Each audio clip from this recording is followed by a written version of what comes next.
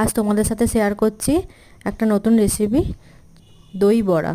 তো ডালটা আগের দিন রাত্রিবেলা ভিজিয়ে রেখেছিলাম, ভালো করে ছেঁকে তুলে নিচ্ছি, মিক্সিতে দিয়ে দিচ্ছি, বেটে নেবো। তার সাথে আদা আর কাঁচা লঙ্কা বেটে নেওয়া হচ্ছে ডালটার সাথে।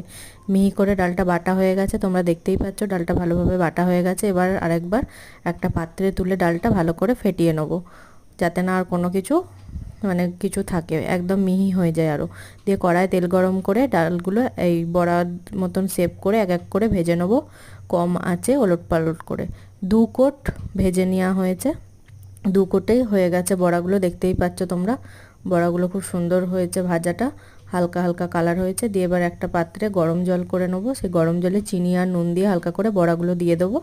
কিছুক্ষণ থাকবে যাতে বড়াগুলো নরম হয়ে যায়, ভিজে যায় কিছুক্ষণের জন্য।